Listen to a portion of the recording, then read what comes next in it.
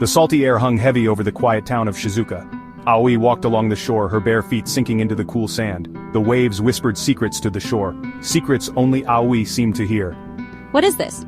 She stumbled upon an old, rusted mailbox. It stood alone, facing the vast ocean. A tarnished plaque read, "Letters to the Stars."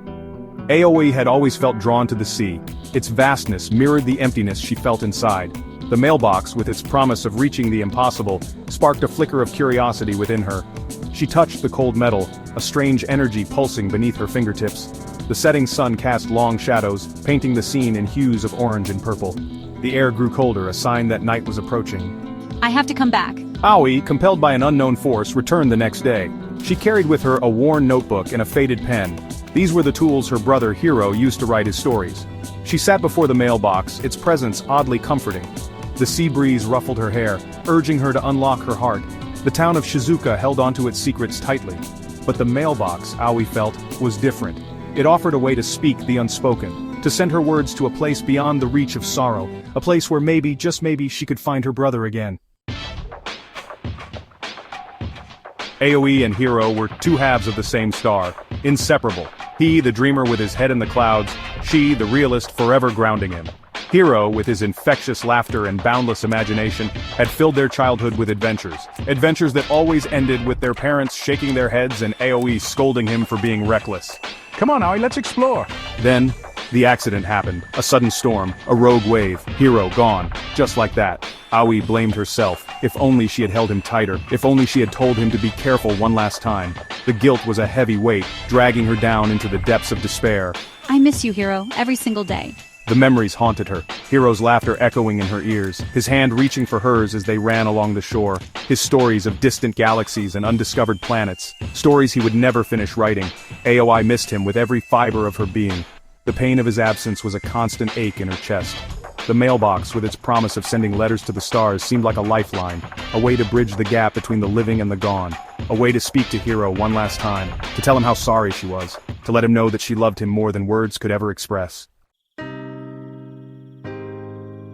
The night of the annual meteor shower arrived. Aoi sat before the mailbox, clutching a letter. Her letter, addressed to Hiro, among the stars. Tears streamed down her face, blurring the ink on the page. She poured her heart out, her words a symphony of grief and love. Hiro, I hope you can hear me. She slipped the letter into the mailbox. A strange hum vibrated through the air. The mailbox glowed, bathing the beach in an ethereal light. A shooting star streaked across the sky, leaving a trail of shimmering dust in its wake. Aoi watched in awe and terror. Had she done something impossible? Days later, Aoi returned to the mailbox. Hope and dread warred within her. She hesitantly opened the metal flap. Inside, a letter lay nestled. Her name, written in familiar handwriting, adorned the front.